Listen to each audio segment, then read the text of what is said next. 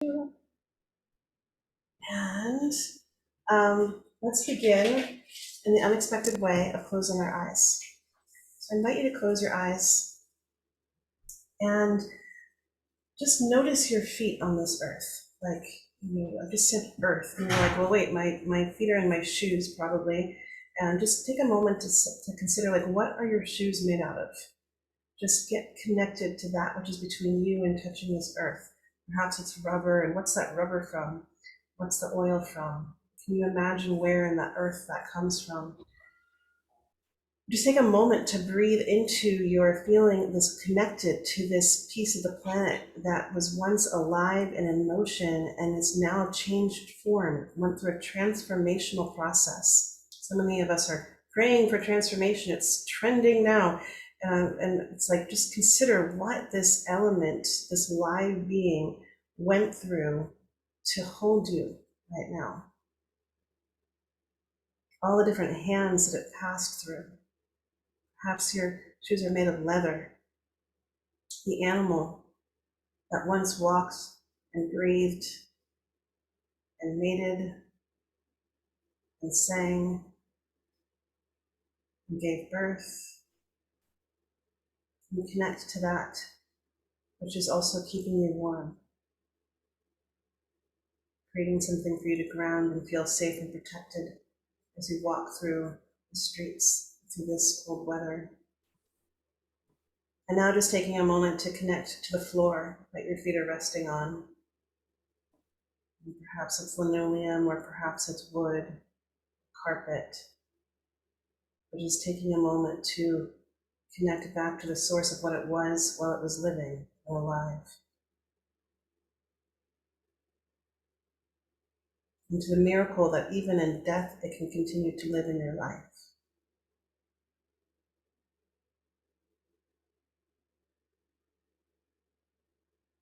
And perhaps as we continue to take this moment to consider what we are standing upon, perhaps you might want to consider the shoulders of the ancestors that you're standing upon. And maybe you know your ancestors, and maybe you don't. But this is an invitation to consider a moment the journey of your parents and your grandparents and your great-great-grandparents. For many of us, those people came from different countries, and just considering the journey, their life journey that they walked in order for us to be here right now in this moment.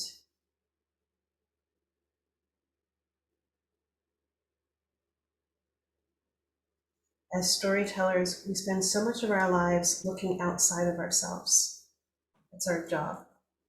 Not just to stop at the first layer of what we see, of what is presented, but to go beyond that, to go past the words and into the story, past this one dimension and into the mythic dimension of symbol, archetype, metaphor. As storytellers, we speak many languages, not just our native tongue, but the language of spirit, which is what metaphor is, which is how stories speak to us. When we listen for what's not being spoken, and we're always going back, as we look at the beginning of the story, we're always going back to the ending of the story that it was birthed from. As we understand the story in this moment was rooted to something else, in order to understand it, we must know where it comes from. So I invite you into this kind of deep listening as we're in January, this time that invites us to go inward into the cave of hibernation, or into the cave of our hearts and our souls, that kind of deep listening where we don't have to have the answers, but can we create that space for wonder? Ayo, ayo, ayo.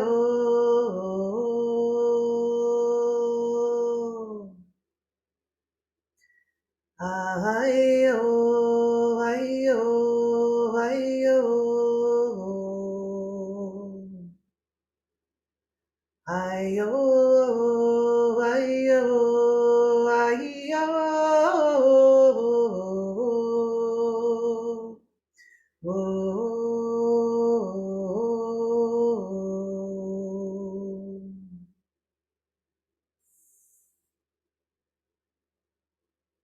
So I'm going to read you a couple of quotes today. These are different quotes. These quotes came specifically for you. I said, read to them from Anaya's Moon, and I said, okay. If you limit yourself only to what seems possible or reasonable, you disconnect yourself from what you truly want, and all that is left is compromise.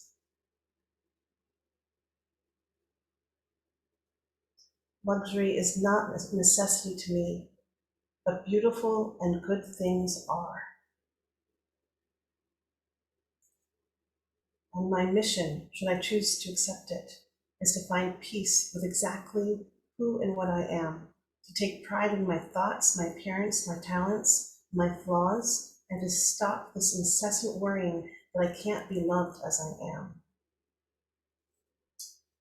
Those quotes are from Anais Nin, and I wanted to bring us in this way as we start to, it's a unique time that we're meeting. We're meeting in January.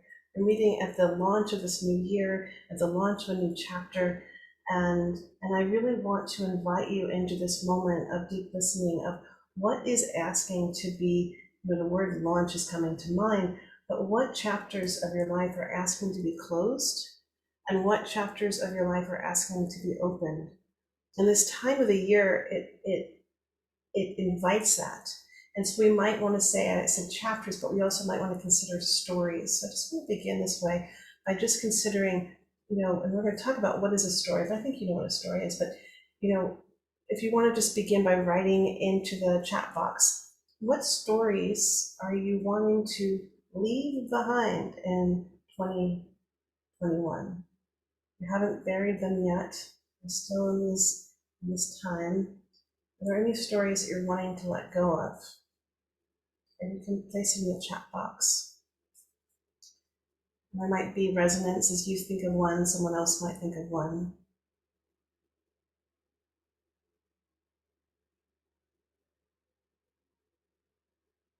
The story of fitting into my family, says Nancy. Okay.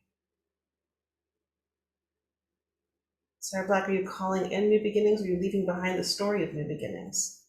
I want to make sure I get clarity on that. We're starting with just for clarity, what are the stories that we're going to leave behind as we cross over this threshold? I'm going to leave the past of trauma behind, of bringing forth the wisdom I've learned. Sarah, I'm going to invite you to get even more specific around this, because what is the story that you're living in as you speak to that? And what we're looking at, what is the narrative? And now you can even start to play. This is what we're going to do here a lot. We're going to play. And when we're playing, it means that we don't have to, it gives us some space to engage in creativity. Okay, we can play with different roles, so consider, what role were you cast in that story? Okay, so again, we're not repeating the same thing over again, but we're expanding our way of looking at it. We're just kind of pushing at the edges a little bit. Cindy's saying, the story of my father is holding me back. Oh, that's a great story to leave behind, right? Because there's a role that you're playing in there, and I would even go dig a little deeper in that, Cindy, and be like, okay, so what role have you been cast as, if that's the role in the story that someone else is holding you back? Lena's leaving behind this, her loneliness, the story of loneliness. And Sarah is leaving behind the black swan, damsel in distress, finds self-empowerment. I think that, okay, I love it. That's I great. Okay. Sarah's trying to hold on to the old stories and let go of feeling of starting new. Okay. Bailey's leaving behind the professional narrative that I created for myself, and my career has to look like the careers of those around me. Well, that sounds like some liberation. And it was saying the story that I don't belong in the place that I currently live. Well, the story of belonging, not belonging. So does it help you to hear what other people are saying as stories? Just you're like, oh, right, that's a story, it's a narrative. We're going to get into deeply like what it is. And just so that we can play into a couple more things, does anyone want to play at what story you're calling in? Are you calling in the story of, I live in life with an open heart? I live in, what's her name? I always forget her name, but I kind of love the story. The universe has my back. The universe is working in my favor. You know, um, Are you living in the story of the end of the world is coming, and there's nothing to do but eat all the fish out of the ocean before they're gone? What story? Are you living in the story that Paul Hawkins tells, which I just love this. He's like, yeah, we spend so much time on the narrative of what's going wrong, but why aren't we adding up all the potential good that can happen from all the people that are doing great things in the world? If we saw those statistics, we'd be looking at a different world of possibility. Are you living in the world of possibility? Joseph is living in the story that my genius is deeply misunderstood by those who depend on it. Oh, there's an invitation to get to play with. Yeah. Anyone else? Anyone else want to play with a story that you're calling in this next chapter? Bailey, calling in a story of assertiveness, confidence, and intention. So I want to invite you, we're not going to go too deep into this actual exercise today, but while we do this, I want to give you an invitation. As you look at your stories, backing up, engaging in the story play, right? And as soon as you're playing, you're not taking it so seriously, right? There's a little bit more room, and you can cast yourself. What's the role? What's the archetypal role that you're playing? Are you playing the hero? Are you playing the victim? Are you playing, the fool? Are you playing, there's all these different ways that you can be playing. Are you playing your genius? I'm going to play with you a little bit, Joseph, because when you're standing in your genius, and the Romans, when it's their birthday, in ancient Rome, they would celebrate the genius that lived in that person. And it wasn't this thing of like Mozart's a genius or Beethoven's a genius and they're better than everyone else. It was no, genius lives through each and every one of us. And so when we open to that genius, it comes through. It's a gift that we have to give, and everyone else gets to be in its presence. And when we live in our genius, it sparks the gifts in others. It's not about being better than or less than or any of that story. It's a true gift. You're living generously in your genius. And so this idea of, that people don't understand my genius. Well, if you're standing so fully in your genius, does your genius give a flying, insert every swear word that you can imagine, if people don't see it? So it's like, because it's there no matter what. Stephen Jenkinson says that the first third of your life is spent developing your gifts, your genius. Your second third of your life, if you're lucky, is finding the people and the place where you can express and who will receive your genius. The third part of your life is the final act. Stephen Jenkinson is one of our guest teachers in School for Sacred Storytelling, and he is a wisdom keeper. I always love that. Calling in deep, honoring collaboration with my threshold guardians. Yeah, Joseph, that sounds like so much fun. Okay, so let's get into what we're going to do today. We're going to go on a little adventure into the world of sacred storytelling. And we're just going to kind of go over the landscape. What is it? And I'm going to, because so many of you said that you are here with something to say, I'm going to give you a story structure to play with, to tell a wisdom story. And then for those who are interested, that will be our class for today. And for those who are interested, I'll talk a little bit about more ways that we can work together in a really awesome creative intensive that's happening starting next week. But that's the scheme. A little bit about me. I honestly get bored with telling my story, and it's such a shame because it's more fun for me to talk and listen to you guys, but I haven't done it in a while, so I'll talk to you a little bit about that. In terms of where does this all come from? Like why am I compelled to talk to you about sacred storytelling? And I'll tell you, I am in love with story. I'm absolutely in love with story. I was just visiting my parents, and my mom told me the story that when she was a very bold human, and she decided to go off and take the route of becoming an artist in New York City in the early 70s, and every stereotype that you could make about a starving artist living in lofts, and the wildness was there. And she told me that when I was really young, we were so poor she couldn't afford to get me a birthday present. So she told me stories all day long because that was my absolute favorite thing, was stories. And I also remember torturing poor, kind people who I got on the airplane with because I would travel between my parents.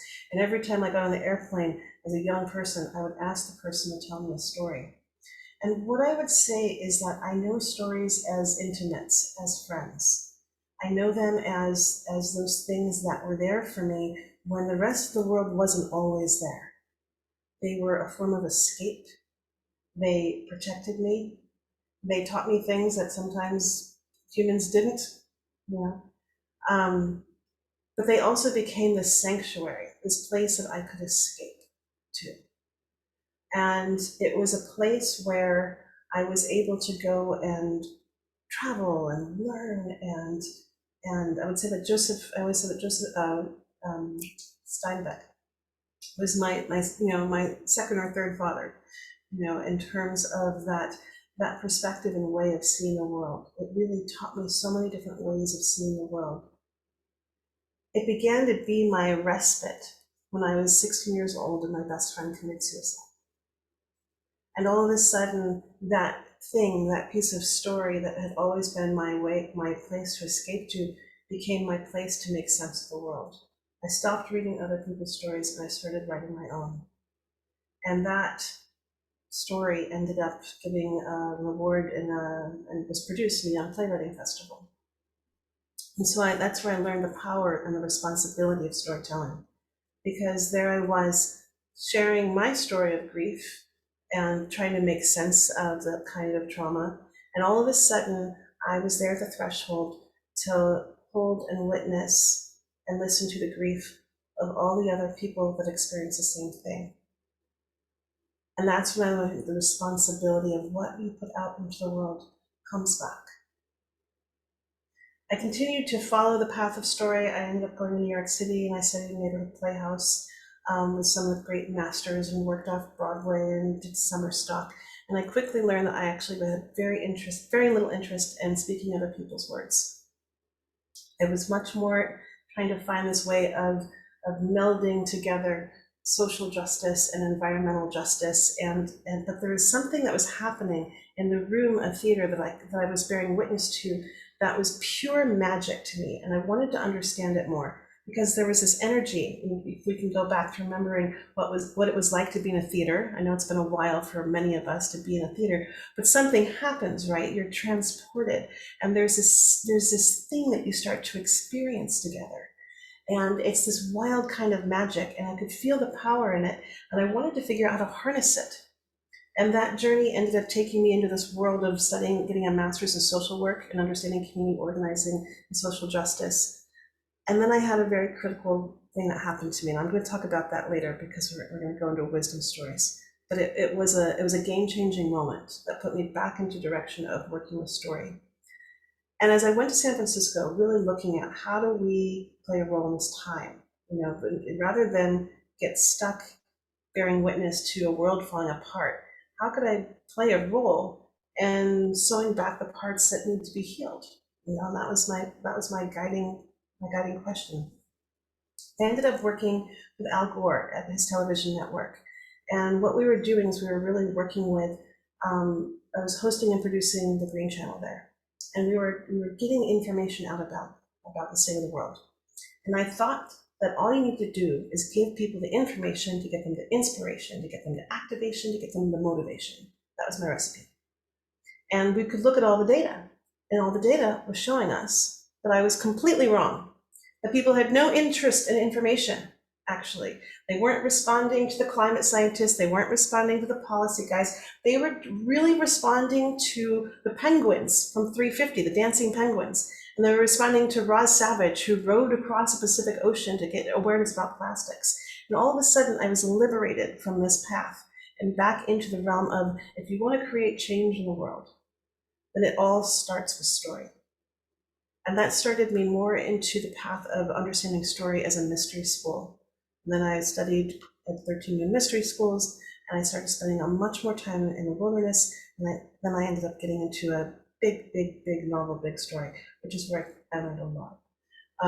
So that's just a little brief, in terms of what brings me to this kind of constellation of exploration of why is story so important in these times.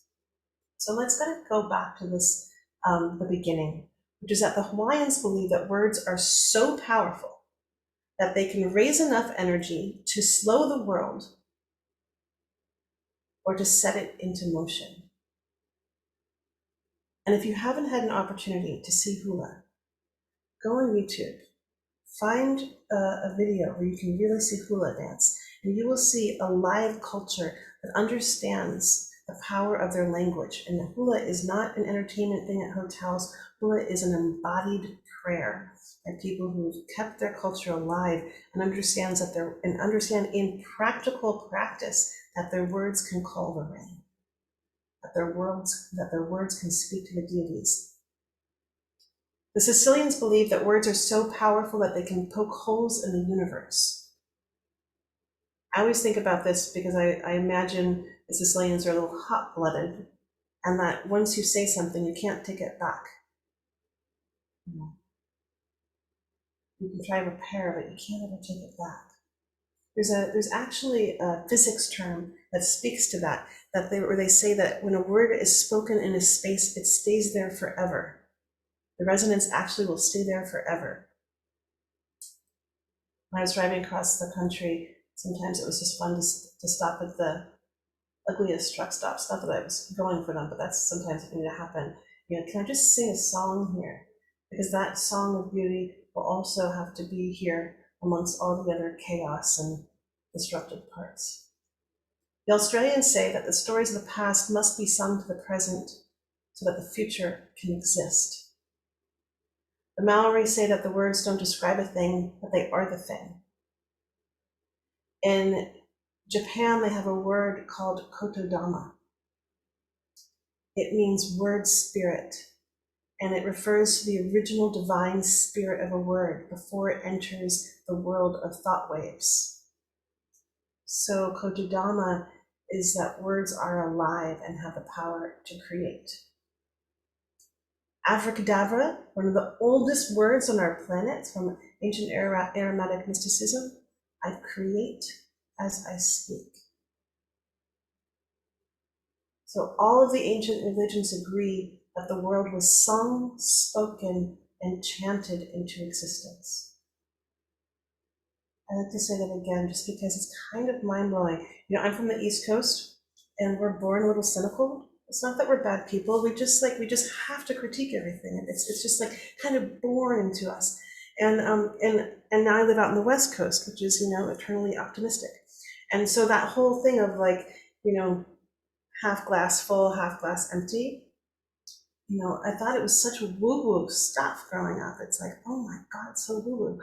But then when I started entering into that path of scholarship of language and words and stories, this idea that all the ancient religions agreed. This is some of the most core wisdom that gives us the keys to understanding our humanity. If you're one of those humans on the planet that's wondering, why am I here? Here it is. All those ancient religions agreed that the world was sung, spoken, and chanted into existence. Now, I invite you to take a look, as if you could do a radar, 360 radar around you, and consider the stories that you come from, and the stories from the fairy tale books that told you what to expect from life, what roles you could expect to play. And now consider the television programming, if it's on the language. Programming. Stephen Jenkinson, I'll just quote him again, says, I don't trust storytellers, but I trust stories. It's like words will tell you everything. So many of our words have been hijacked. And if you go back to the etymology of them, the original keys, it's the 0011, it's like the coding is in our language. And so if you can go back to them, they'll reveal everything. So when we look around at those television shows, what did they tell you to expect, and how did that, inform what you think you should expect of the world, and then what role you chose to play or didn't choose to play? I would say if you're not writing the story, you might end up accidentally, unconsciously, unknowingly playing a role in someone else's story. And so here's an opportunity to become author of your own story. What is author related to? But authority. So one of my favorite hijack words, by the way, is apocalypse. How many of us think of apocalypse as like the end of the world? This is horrible, horrible, horrible. This is a word that's been completely, wait, hold on. Yes, excuse me, I want to make sure I'm using the right word. Completely hijacked, kidnapped from all of its meaning. Apocalypse, when you look back to its Greek origin, means a lifting of the veils. It means that you can see behind the layers, right?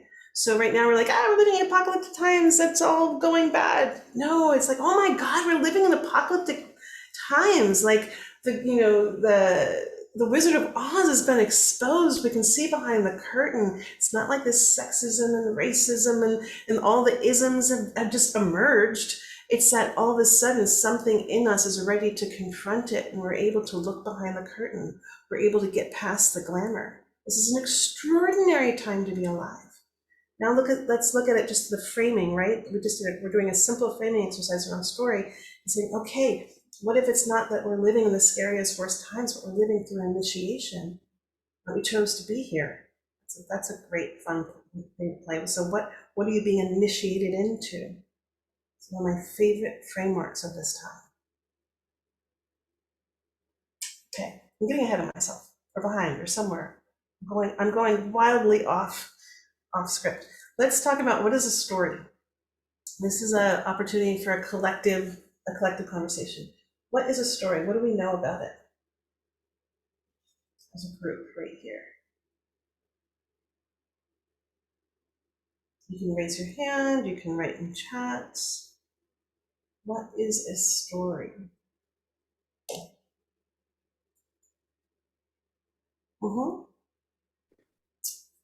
Joseph? I see story as an attempt at meaning making. Right. So a meaning, it's like, it's not information. It's not, and so it's not facts, it's not information. There's one of my favorite adages that a lot of storytellers will use is, this is a story and it really happened, right? But it's not about the facts and information. The story is bigger than that.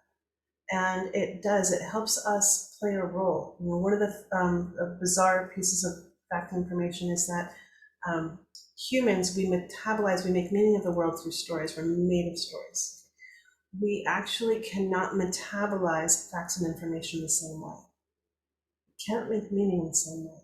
If you're ever in a room of a bunch of people and people start sharing stats and facts, all the energy goes, it sinks. And I was like, what's going on? And then I started doing some research, and sure enough, they show that we literally can't metabolize it. And so, in the time when we are in the information era, right, it's almost a war on our humanhood because we're surrounded by so many facts and information. But if we don't have someone that puts them in context, now we're missing the meaning, which is what we're so often yearning to do, for better or for worse. One of I've been working on a piece about 6 considerations for how to heal our climate narrative. And one of them I would say is that we've miscast data as having a starring role in that story. We've made it all about the facts, and we're missing a greater narrative that humans can play a role in that story. So, okay, so Sarah's saying it's discovery, right? We're going to go on a journey. Every story has a beginning, middle, and end. Even if it's really short, but there's something happens in there. Simone says it's the emergence of a soul into present reality. We've got a poet among us. Isn't that beautiful? It's the emergence of the soul into present reality. I'm gonna come back to this idea of what you're talking about, Simone, when we start talking about what is a sacred story, because you just create a beautiful pathway to that conversation. Joseph is saying that we metabolize equals alchemy. A little bit different. but yeah, sure, I'll give you that. Like it's saying, it's a way to connect fragments of perception into a whole. That's beautiful. Look at that. It's like creating a constellation, not just looking at the different pieces, but we're saying together, how can we look at this? So how can we look at ourselves in terms of history? How can we understand ourselves? It's like, on one hand, when you look at what's happening in the world, we're like, wow, there's so much violence and everybody hates each other and blah, blah, blah, blah, blah, and like all those isms, right? But when you take a step back as a storyteller, you're like, do you know how radical this is? That we are, that like for most of human existence, people lived in small communities based on their having the same religious background, the same racial background, the same cultural background, the same belief systems about how the world was formed and created. Every indigenous culture has their own origin stories, and that right now, unlike any other time on the planet that we're aware of, there are more people of wildly differences living mostly peacefully right next to each other. Okay? We've never had to confront, I would call this a time of many stories happening at once. We've never had to reconcile so many different stories or even know of so many different stories at one time. It's extraordinary. Okay, but again, if we can't have the context, if we're just looking at this 1 second without any greater, without its constellation, as Micah is the fragments of it together, now you're like, if you just look at the one piece, you're like, well, this kind of sucks. But if you look at it like as something else, you're like, well, this is kind of miraculous. Again, how big can your story be? And I'm always going to invite you to that thinking, how much bigger can you create your story? How much can you take this moment and place it into context? Lena's saying that your stories make you feel. Yes, yeah. There's a little something that happens. There's a lot of extraordinary things that happen. I would say in some ways stories, I don't like using this word, but I'm going to use it because a lot of people understand it. It can be used as a shamanic practice. We know that what happens is that our brains are very easy to fool. Our minds, not so much. Like we can influence and we can consciously consider how our minds work, but our brains are very easy. So that means that when you go and watch, a romantic comedy and someone's falling in love and they're playing the music at all the right times and you're seeing all the right things and the light's just perfect and they're in love and now your oxytocin is going off too. You're getting that love sensation because your brain is so easy to trick, that you get that love hit. Same thing with violence though. All that violence, your brain can't separate it out. You're actually experiencing trauma as well. You're having those anxious experiences. But something else happens there's something that is really wild when we talk story. So if I take you on a little journey, let's say once upon a time, we go down to the bottom of the ocean. And at the bottom of the ocean, there is a silver dust that covers the entire bottom of the ocean. And what emerges from beneath that silver dust is a tree. And this tree grows tall and tall and tall, all the way to the very tippy top of the ocean. At the very bottom of this tree, there are 6 elephants that are walking a circle around this tree. And on the back of those elephants are 6 young girls, the most beautiful girls you've ever seen. And standing beside them are these boys, the most handsome boys you've ever seen. Okay, how many of you saw that? Okay, so kind of magical when you think about it. I mean, we just time traveled, location traveled, reality bent, and we all have this shared experience of going somewhere together. It's kind of crazy. And what I'm calling magical, Princeton calls neural coupling, meaning that the front lobe of my brain started to super activate as I created that image. And your front lobe in the exact same place also activated as you created that image. And we did this, well, with Zoom helping us, but with the basic technology of our humanness, through our listening, through our presence, through resonance, through focus. We traveled together. And I want to just do one thing, which is that I want to just point out one thing, which is I didn't define beauty for you. I didn't tell you what beauty looks like. Right? And this is, I allowed you to go into your own imagination and to create your own image of beauty. Now, your image of beauty might already be and probably is completely shaped by what our consumeristic culture is saying. But I want to take this moment as a storyteller, you have the power to give people back their imagination and have sovereignty over what they think and feel about certain things. So I just want to point that one exercise out.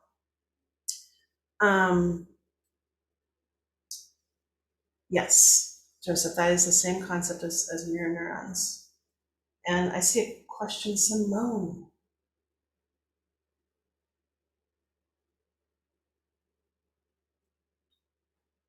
Did you want to ask something?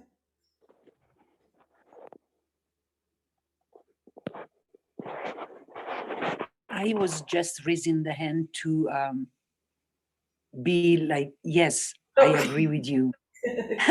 Like you asked, it's such a powerful question that it just from my heart, not even from my head, the yes arise. So you said, so that was my hand just saying yes. Great. I love that. I love that. In classes, we'll often do a little like this when there's like, yeah, I feel resonance. It's like I feel that too. So thank you. Yeah, you're welcome. So let's go into another question, which is what. So a story. So we've got all these ideas about what a story is. Now I'm going to give you something, and there's been so much poetry here. I'm going to now say something somewhat unpoetic, which is that a story can also be understood as an operating system. And it's an operating system where we learn our values, our belief systems, and what we believe is possible. I'm using this metaphor of technology and computers because through history, humans have often compared themselves to the latest technology. We used to compare ourselves to machines, now to computers. That's why I'm using that. It's just a quick way to kind of self-organize around it. It's so unpoetic. Another way to look at a story is it's a library of the soul. It's a library of our collective consciousness. And so whenever you go back and you look at a story, to truly understand that story, especially the old stories, if you're going to understand the story, you have to understand the storyteller. You have to understand the times that storyteller was living in. And then you have to understand what was allowed to be said and what couldn't be said. And now you might begin to catch the whiff, the scent of what is living in that story. And so I encourage you, if you want to become a student of storytelling, it's partly gets involved with becoming a historian and becoming extremely curious. I got to spend time with David, I forget his name right now. He wrote the King's Speech, and he calls himself a time traveler, because he says he went back in time to create that kind of story. So let's just talk about what is a sacred story. What's a sacred story?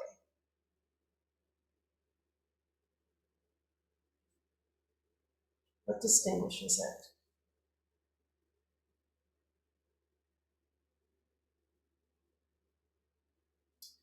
And I'm just going to speak to Bailey. Bailey, I so appreciate you speaking to this vulnerable question that you have.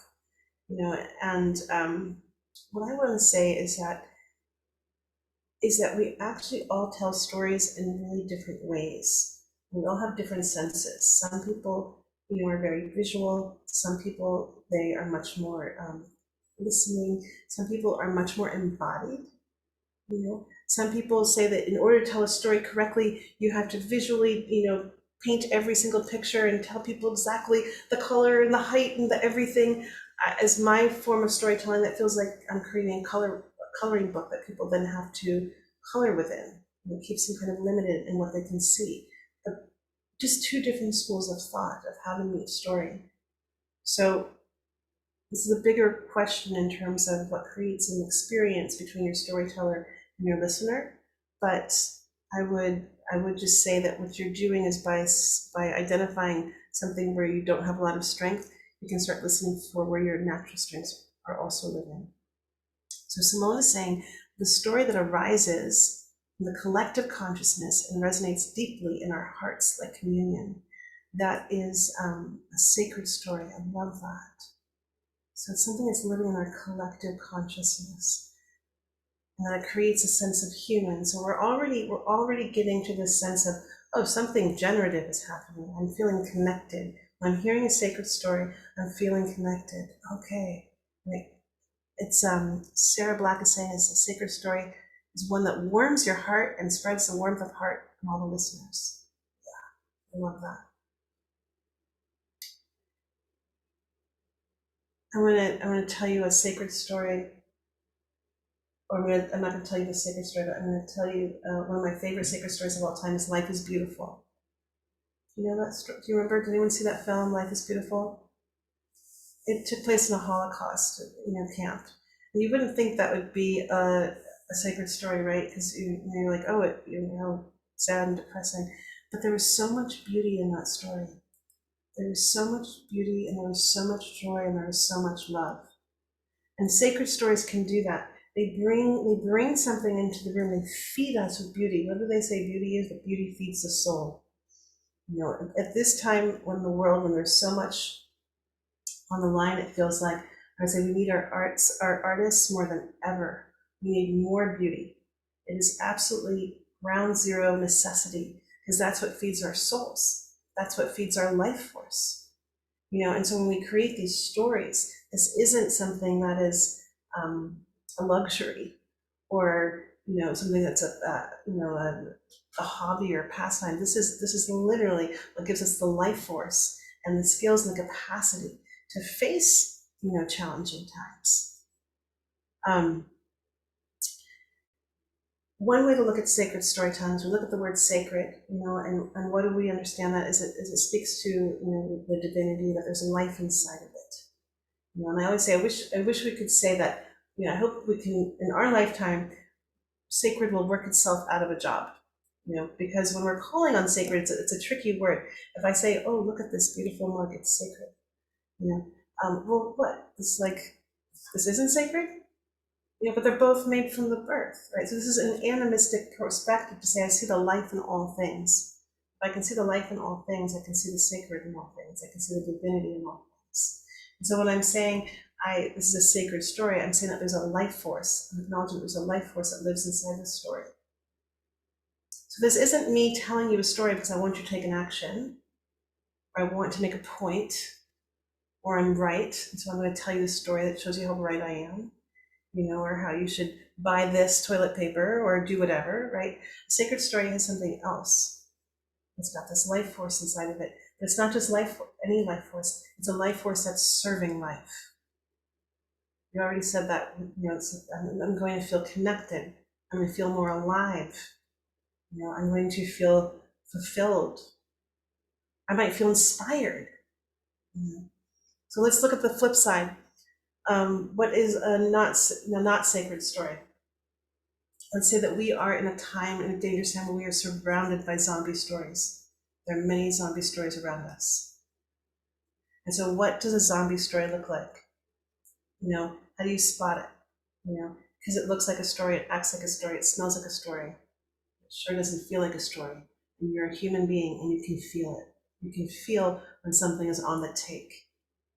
So if something is spreading fear, if something is designing separation and us against them, in the times of so much stuff that's going on in the world, as soon as I hear an us against them narrative, I back up. I'm like, who's telling a story and what are they getting out of it? Is this a story that's on the take for my life force? Is this a story that's spreading fear? And you can look at all the things that are not working. I'm not saying be an ostrich and hide your head. And I live in Southern California. There's a lot of don't tell me that because you're going to lower my vibe. I don't want to hear that because it's not high vibe. And I'm like, this fragility it scares me more than anything else almost. And so as a sacred storyteller, what I understand about it is that you've got the skills and techniques to be able to examine the world and navigate it and always go towards, it's like I feel like I'm on this heat-seeking missile. It's a horrible metaphor, but it's like, where's the life? Where does the life live? I love that Hopi metaphor that says, at this time in the world, you're going to have to let go of the riverbanks and find the flow in the river and see who's swimming beside you. Let go of what you think you know, and how can you follow that flow of life as so much breaks apart and separates and changes and transforms. And as a sacred storyteller, I feel like this is what we get. We get the skills and the techniques and capacity to do that. So one quick example of a zombie story, just to give you a quick example, is Jaws. This is a cautionary tale. Steven Spielberg was the director, but who wrote it was, oh my gosh, I can't believe I forgot. Peter Benchley. Peter Benchley wrote Jaws. I don't know why he wrote it. I don't know what inspired him to write it, but I do know what inspired Steven Spielberg to produce it. It's his very first film. And he wanted to be recognized. He wanted to become, the great director that he would one day become. And he had a good sense of what would make people look. You have to understand Jaws in the context of when it was made. There'd never been a film made out in the open ocean, and still violence was still very new in films. Okay, now look at it in context of that their shark broke. Okay, they have this big metal shark, and it broke. And so now, smart filmmakers, they decided to show you a piece of it. So now we start to see these little pieces. So all of a sudden, shark turns into a symbol for us. We're in the ocean, whether you consciously speak, the language of symbol. The language of symbol consciously speaks you. Ocean represents our consciousness. All of a sudden, our symbol of shark represents death. And now shark takes on this greatest fear that humans have always had. The oldest story on the planet that we know, that's over 4,000 years old, is about humans' fear of death. And now all of a sudden it becomes perfectly acceptable to kill off this keystone species, which is absolutely a part of our own thriving on this planet. When Peter Benchley started to recognize and understand the worldwide global fear that his film had, he spent the rest of his life trying to protect oceans. And so I say this as a cautionary tale because I don't know that people are out there saying, oh, I'm going to go, write a zombie story and do something that's going to be ultimately very harmful. But I do want to leave you with this key question, that if we come back to this idea of abracadabra, I create as I speak, you understand yourselves as incredibly powerful creators of the world through every language, every word that you speak. What kind of stories do you want to leave behind?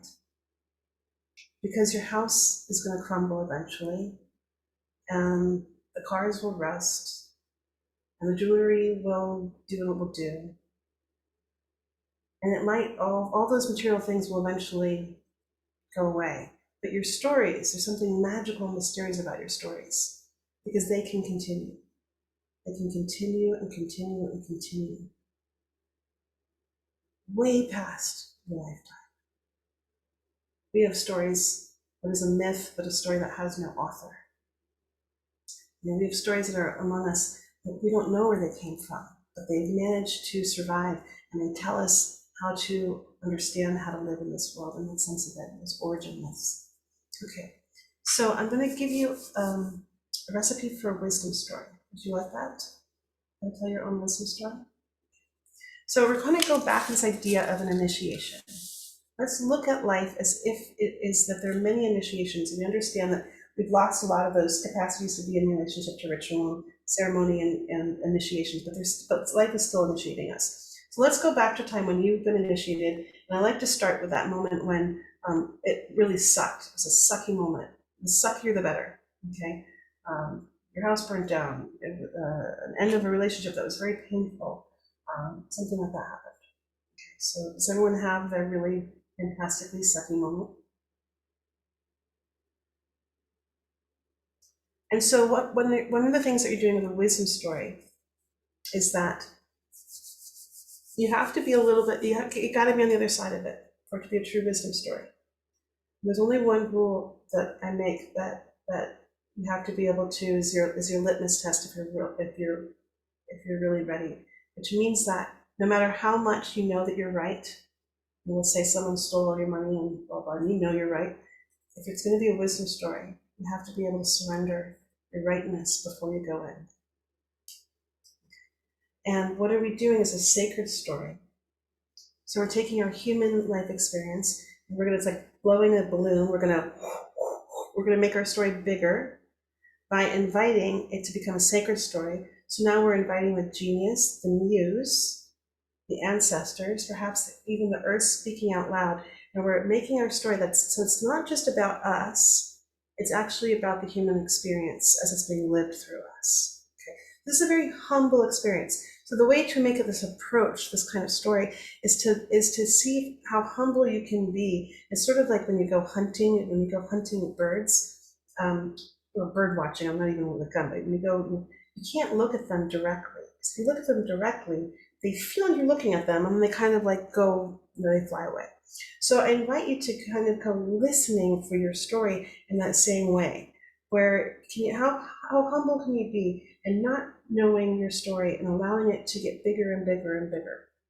So for example, I'm going to invite you into, if I was to tell you the story about the time that I was diagnosed with cancer, I would not tell you that it started on the day that I went to the doctor's office. The day that my journey really began was when I was 4 years old. So this is my first question for you. Where does your story really begin? This isn't one of those things where you can brow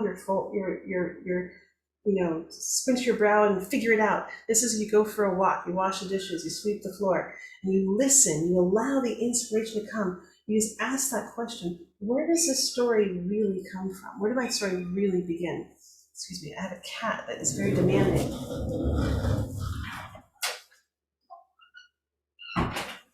We all know who's in service to who in this household. So my story began when I was 4 years old. I told you that my mother was an artist, and one of her friends had, hand embroidered this big, huge thing on the wall, and it was of this woman who was giving out flowers, and she had embroidered my name into it. It said, "Leah, give what you have. To others, it may mean more than you dare to think." And I remember being 4 and trying to read that over and over and over again. Give what you have, and it may mean more than you dare to think. And I couldn't make sense of it. I had no idea what it was. So I'm going to pause here in the story. So you understand that you are going back to this one question of where does my story really begin? You're going to look at your story as if it's an initiation. Life is initiating you. Okay, so we're taking this universal piece. You're going to invite yourself and say, what do we know about initiations? Something was lost. You had to surrender something, or perhaps something was taken. You don't come out the other side. Also, not everybody makes it through initiations. Some people, them. Some people, had heartbreak and they were never able to open their heart again. Some people had something really devastating happen and bad to them, and some people get strong from those things, and some people just they don't. And so you are looking at how is life initiating you, and where did this piece of suffering experience, where did it ask you to inhabit a part of yourself that you've never inhabited before? What strengths did it call out that you had no idea that you had? Okay, so you're looking for those. So you're looking for what was the initiation. For me, when I was sitting across from that doctor, and he was handing over, it was like a contract, it was this thick, saying that, I was basically signing my life away because they were going to cut across my throat. And he said, that there's a very good chance I could lose my voice. Now, there's something that you should know about me is that before this time in my life, some circumstances happened where I'd really understood the role of the victim. And I'd almost gotten to a place where I kind of perfected it. Like I could actually out victim story anybody in the room. It became like a sport. And all of a sudden, it's like this guy was like coming to me with the purple pillow covered with the tiara of victimhood. And he was like, "Here you go. You're about to lose your voice."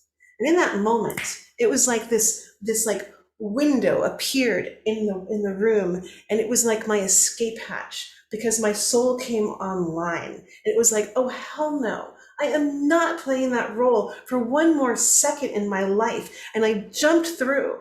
And on the other side of it, and I really had no idea of who that person was going to be, or even that I was doing it in the moment. On the other side of it, all of a sudden I just looked at him and I said, oh, you just say that to all the pretty girls, don't you? And he was like, you're making jokes? And I was like, I don't know what else to do. And I really didn't know what else to do because I was playing a new role and it wasn't the victim role. So every single time I went into the doctor or met with a nurse practitioner or had my blood taken, I had one job, and my job was to make people laugh. Because all that I knew was that I was playing a different role and I wasn't going to speak the same thing that I'd always done up until that point. So again, this is 2020 vision, right? I didn't know at the moment what I was doing. Like I didn't know exactly. It's only when we look back that we're like, whoa, something came alive. And now I have a way of bringing context to it. Now in this experience of reflection, I can understand what was happening. Now I'm telling the story of a soul. Okay, it's not just my human experience about, getting diagnosed with cancer. I'm talking about a soul story, and we all have initiations and we all have these snap moments. And so now you're helping people. It's like this is where it's like the stories are, the library of our souls, of our collective consciousness. We're all, as we tell our stories and as we are able to bring meaning and we're able to understand what was happening, we're able to stand on each other's shoulders. And we're like, oh, right, because someone else is going to have a moment like that too. And we can feed off of each other's stories, and we can be nourished by each other's stories, and we can be helped by each other's stories. There's going to be someone that helped you along the way. This is a very classic element. Every hero's journey has someone that helps you. It's someone outside your family system. Okay, so it's just like there's going to be a fairy godmother, there's going to be a Yoda, but again, don't allow yourself to kind of like expand into really understanding what was it on your journey that arrived. For me, it was a garden. You see, one of the things that you might not know is that when they take out your thyroid, they don't know how much medication to give you. And in my situation, they gave me way too much. I was like on speed. I had so much energy. I practically like ran out of the hospital, and I called up my friends and I said, let's build a 70-foot circular garden. And they're like, Leah, you're crazy. And I said, I know, but I've got all this energy, so let's use it. And so they came over and we built this 70-foot spiral garden. And then after a while, when you're on speed 24/7, you get really, really, really tired. And I fell into a deep, deep depression. And all that I had was that garden. And every morning I would get up and I would walk that spiral in. And somehow, and I can't tell you how, because nobody told me to do it, I had never practiced it before, I actually had no context, Oprah wasn't talking about it, I started saying my gratitudes. I'm pretty sure the earth taught me that. And as I came out every day, I would say my prayers. I would say my prayers for my life. And it was those prayers that bring me to you on this day, in this way. So again, it's in this moment of reflection, you're like, oh right, that's what life did, that's what happened. But you're bringing poetry into it, and you're bringing beauty into it, and you're bringing a story. And it doesn't have to be perfectly specific. You're not telling them the facts and information of what happened. You're giving them the story of your journey, of your soul. Now, creating endings is a whole thing, and it's an art form all to itself, and we're not going to get into that today, but I'm going to give you a quick and dirty way to end your story. And this is a story of blessing. I learned this from Carolyn Casey. She learned it from John O'Donoghue, an Irish mystic poet, and it's if then. Okay, so you're going to bless your audience. Okay, and it goes like this: if you're looking at the metaphor, a metaphor for your story. Now remember that what is metaphor? But it's the language of spirit speaking through story. Story is a language of spirit. And it's so weird. People keep thinking that stories are linear or literal. They're not. That's why so many people have lost their language to understand story. But we look at this metaphor. So if we understand that story is, so we go into this metaphor. So if you find yourself in the dark of night, out in the open ocean, and your ship has sunk, and everything you know and have known and wanted and loved has gone with it.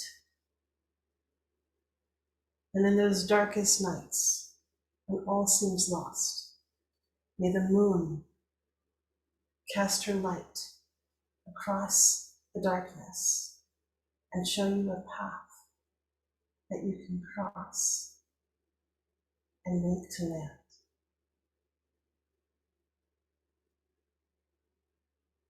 And you've blessed people. And that's what they're saying, Lord. They're not thinking about that you didn't end your story in some perfect way, but you gave the blessing of your life. You can write that story in 5 minutes.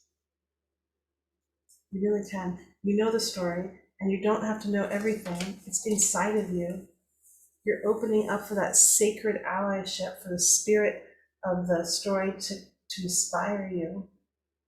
And you don't even have to write it all out. You can just bullet point it. You can be the story map. So I do have a whole book, story recipes, that guides you just like that. And that is one of them that's in there.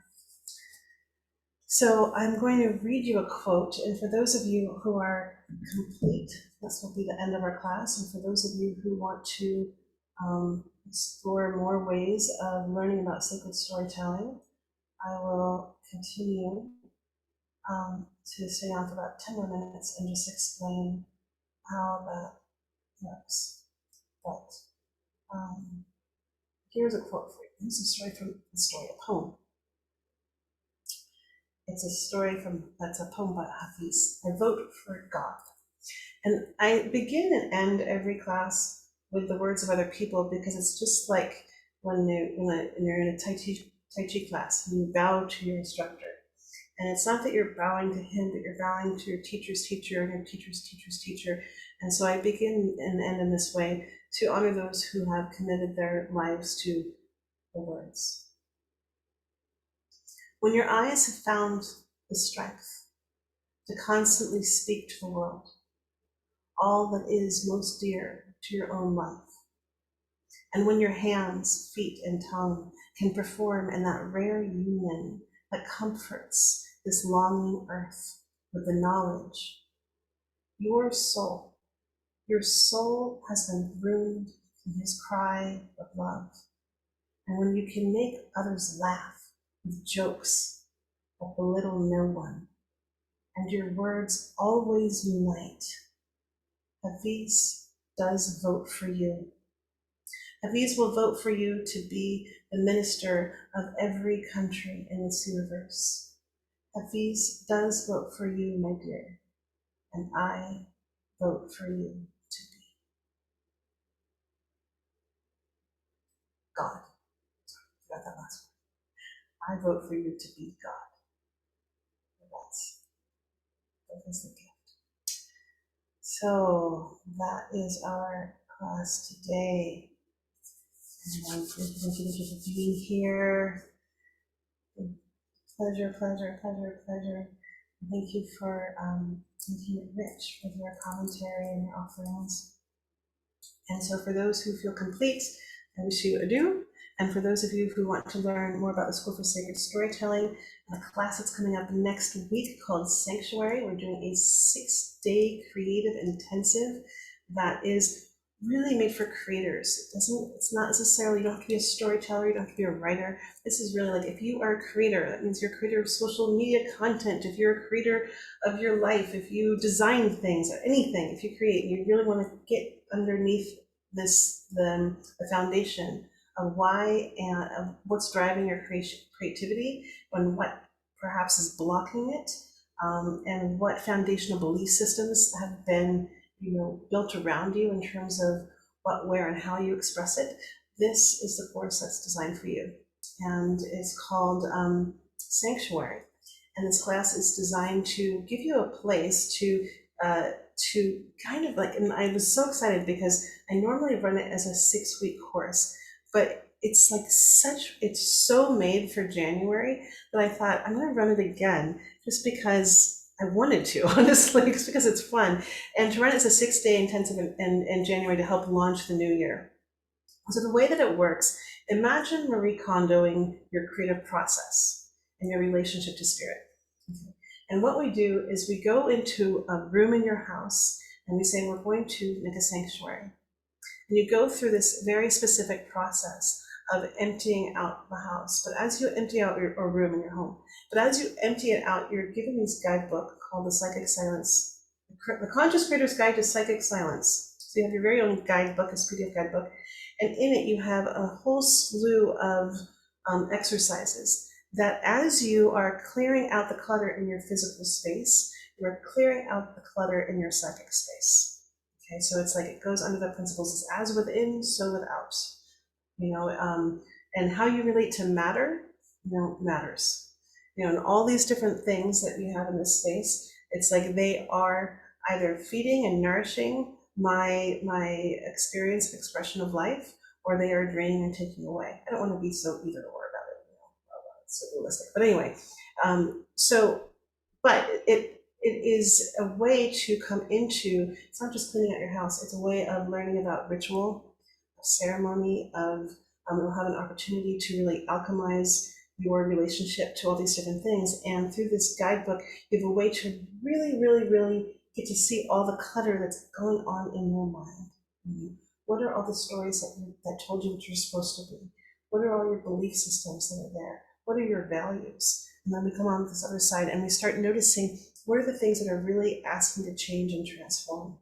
So as you're inviting spirit into your home and making a space for your creative experience, not just be ego-driven or something about what it's supposed to be or if it's supposed to be good or bad or that, but as you come into this experience of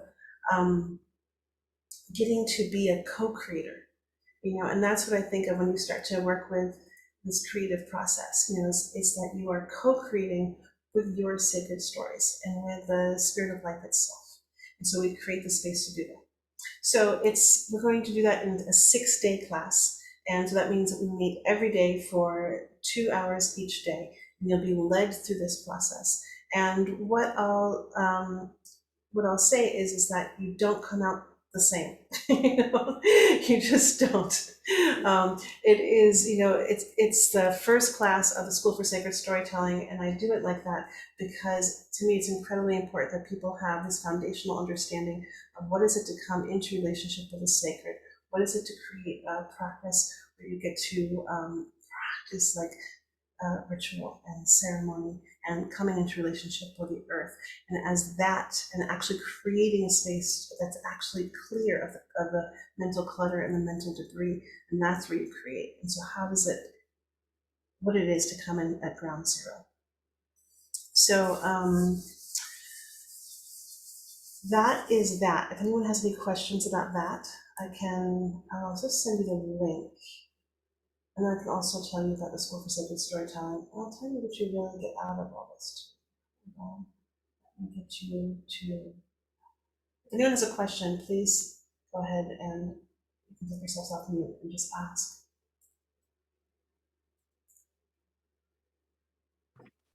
So yeah, just to clarify, is it like, are you teaching it live and kind of like how we are now, and then we kind of get to go into what it is exactly that we're trying to bring out, and then also everything else that you mentioned before? Yes. Okay. So thank you for clarifying that. The class is live. They're always recorded. If you can't attend live, then you can always watch the recording. I always say live is best. I won't lie. I'll never talk this much in a class. So what you'll do is you get a lot of, this class asks a lot of you. It invites a lot of you. And I've seen people do little parts of it, and I've seen people really do it, and I've seen people have radical shifts and changes in their lives because of it. And what I understand about this course is that this course was really born out of COVID. as I was looking at first responder media, I was like, how do I help people in these times? That was the question that I had.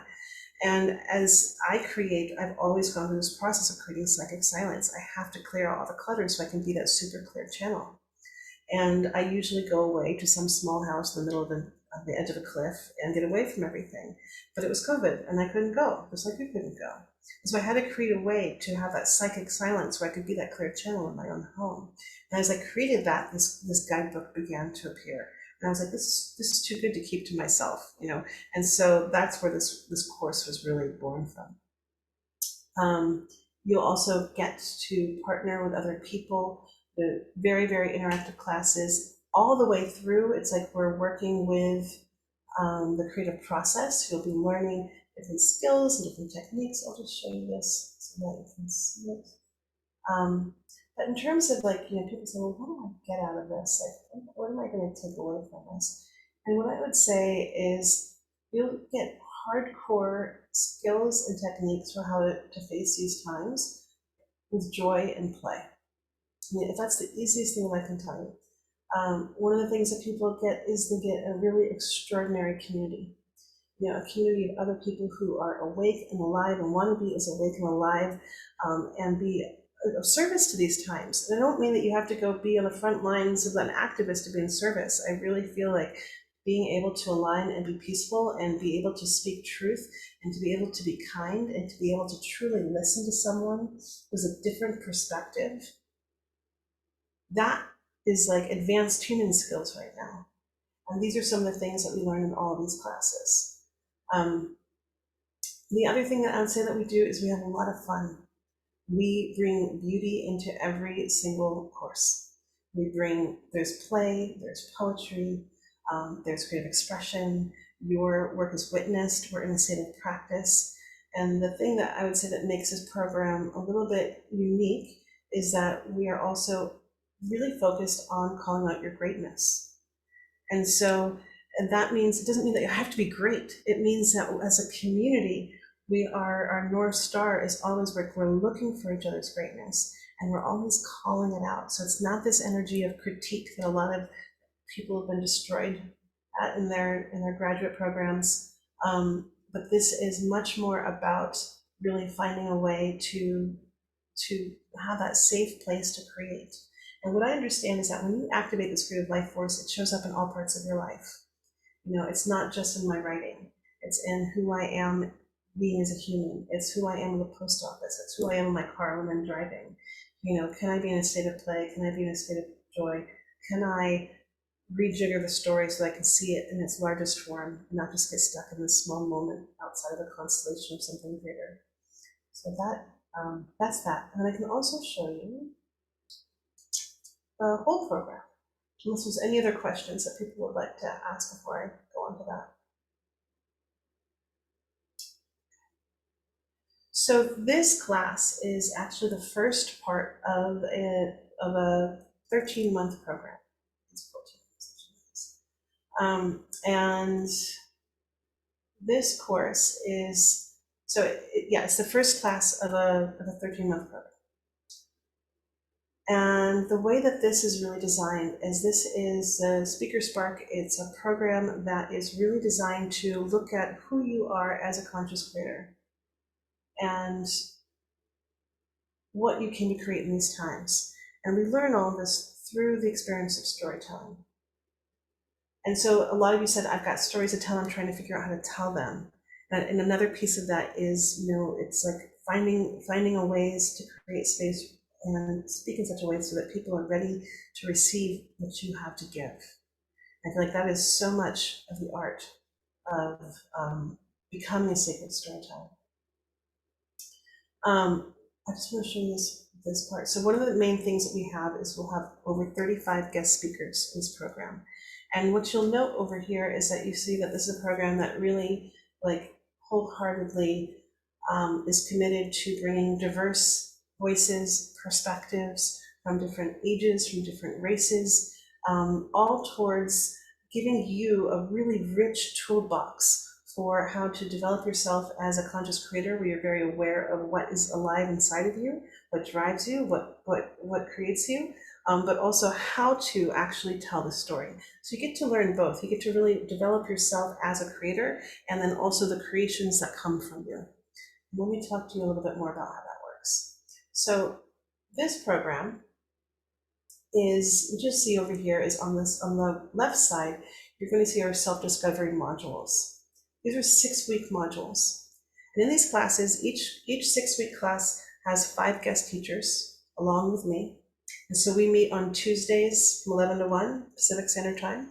And in that you have interactive exercises, you work together, you work in small groups, you'll have time to practice, you'll have time to play, you'll have time to reflect, you'll actually really learn how to give good, supportive use of reflections, and feedback, so that you can really learn how to support the creativity in others, while also really learning how to bring out your creativity, how to be bold and daring and try new things. And so in these courses, what we're looking at, we're focused on these 6-week courses on who you are as a creator. Okay, and so we're looking at each course goes through a different chakra of the body. So this first one, Sanctuary, is where we'll get to understand what your creator matrix is. What is your operating system and how does it work? And we're looking at your root chakra, the very creation, who you are starting off. Then we'll go into Eros, we'll go into your second chakra. We'll go into your stories around sexuality and creativity. Okay, and that's what's in that second chakra. We'll go up to our core, and we'll look at our power and purpose. What are our stories around power and purpose? And where is that energy? What are we doing in these self-exploratory workshops that we're looking at? Where is the energy? Where are the stories that need to be told? What are the stories that haven't been told? What are the stories, what's in the way? And then we're using ritual, story, and ceremony and creative process to move all that energy. Simone, I will come and answer your question in just a moment. I'm not going to go through all of these, but what I'll say is unity. It's all around the heart, the love of other, love of self. We're looking at, when we go to the throat chakra, this is really focused around using your voice to protect something you really care about. So another way we could say is around activism. We're looking at how to use your voice to speak truth to power. And then our final one is we look at our vision, and we're looking at creating vision stories. Now, after every 6-week module, the end of each module, you will complete with a like a little mini festival, story festival, and we'll have some great way of ending that includes everyone sharing something that they created. So it's a little mini festival. Then we take some time off. We take 2 weeks off. We also have spring breaks. We have summer breaks. We have time to integrate, and we come out to the other side to tell the story. And it's on this right-hand side that you'll see these are our story skills classes. So for 4 weeks, we just work on one story. So you'll get to write, create, practice, edit, and perform a story. I say perform lightly because, again, it's at the end of our class. We'll have a mini storytelling festival, and this is a real time of celebration, and we really get to, I don't know how to explain it. They're really kind of wonderful and fabulous, and they're singing and poetry and dance, and people do all kinds of beautiful, amazing things in there. Medicine stories are designed to bring an experience of bringing healing to a situation that is unresolved. We just talked about a wisdom story. That wisdom story is something that you're on the other side of, right? So medicine story is very different. We're going to have a 1-day intensive, January 27th, I believe, where we're going to go into mythos. And so this is for people who haven't gotten to join us before, but are interested in the year-long program. You can catch up through these 2 intensives and join us when we go into the full course of Eros in February. Teaching stories, it's almost a lost art form. Most people don't even create or know how to create a teaching story anymore. And in Cantadora, this is the only class you'll get to do in this entire process, which is dedicated to hearing the older stories. Otherwise, all of these are about helping you learn how to tell and share your own stories. So that is that. You can take the courses. You might say, I am ready, like I want to go all in. I want to be part of a community that's going to hold me accountable, where I can go on this deep journey with people. You know, a lot of times when we're looking at these times, you know, I love how Micah said, I'm COVID, would you say, like, I'm just COVID burnt out? You know, I'm looking for something to help, you know, inspire me. This is designed as a program, you know, like what is going to help you, give you the tools and techniques to face these times in a way that you can thrive. And what I understand about commitment is that when you make a commitment to something and to the wholeness of something, it holds you when you don't necessarily have the energy to hold it. It's kind of weird. If any of you guys have committed to something, you probably know what I'm talking about. And so this will really help you generate your creative practice. And so it's like going to the gym. It's a muscle that you'll work out. But it's not like you have to go get up every morning and work out by yourself. You're with community, and you're with these other people that are doing it, and you're in this sense of play and joy and pleasure. And so it's there's a lot of fun that happens. But perhaps you're not, but perhaps the whole program isn't for you. And that's not what you want to do. And that's fine too. You can come in and just do different modules. And so this is what you're seeing here. What I'll tell you is that when you do the whole course as a whole, it's $100 less for each module. So it's absolutely in your favor if you think that you're going to do a lot of them. I'll also tell you that if you say, you know what, all I want are the story skills, or all I want is the personal exploration, you can choose your track, and you can just do one of those. And if you know that, and you want that reduced price for the whole track, then you can email me at info@inaland.com, and the answer will emerge. What you receive in this program is you get those 5 6-week sanctuary self-exploration modules, except that actually you're getting 4 6-week ones and 1 6-day intensive. And there's something really amazing about an intensive, because it's like there's no wiggle room, right? Your feet are being held to the fire. You're being so held accountable, and you've got all those people and that energy. And again, like, I'm excited to do this 6-week course at this time of the year, because it's like really something that's going to give you that in-depth way of exploring who and what you are right now. You also receive the 4-week story skills building modules, but you also receive our 5 full-day story ceremonies. And this, again, is what's very unique to this program, where we go into these old, weird, broken stories of our time. Weird is a wonderful word, by the way. It's about weaving the worlds together. And you look at these old, broken stories, and we'll get these full-day ceremonies for how to have a transformational experience and alchemize these stories and bring healing to them, and how they're living through us and the times that we're living in. I mentioned the 35 guest teachers, and then the other thing that you receive, if you want to, is you get this ongoing group of greatness. So this is for this is like, if you want to work with people outside of class, everyone is invited to join a small group of 3 to 4 other people. And this is where I've just heard magnificent things. People love their small groups. A lot of them stay in contact way past the point of class. And it's that place where people really get to witness your change, and you get to be really well held accountable, and you get to, it's like sewing the pieces together. And then you also receive, when you join the program, you receive a free membership to my members only community. And that's pretty exciting, I will say, because what we do in that space is we have a weekly writing group where you can come and get a prompt. We start next Thursday.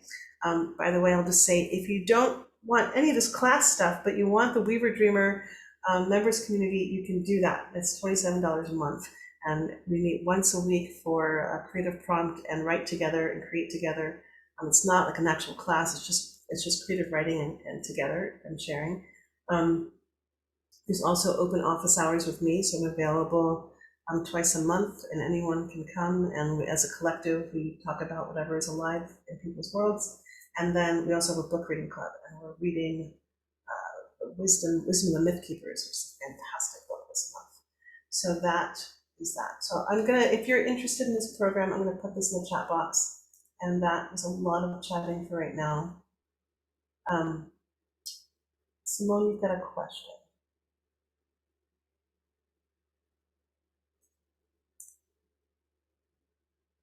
You don't have a question. Okay. Simone saying also in the 13 weeks program, 13 months. That's how long it is. So, if there are no questions, I will let you all be free and go as you want to. You're welcome, Lena.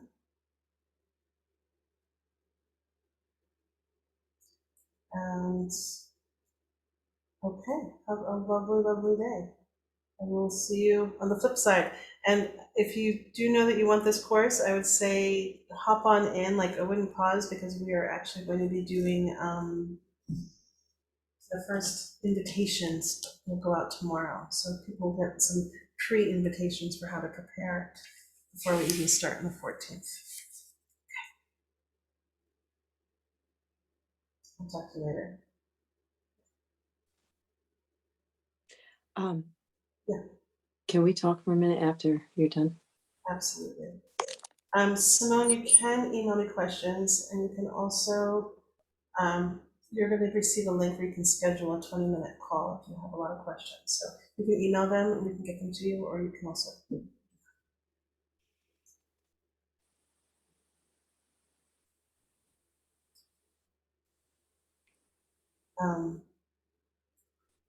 And that is all for our class today. Okay, I'm going to put you into a room, and I can meet you over there.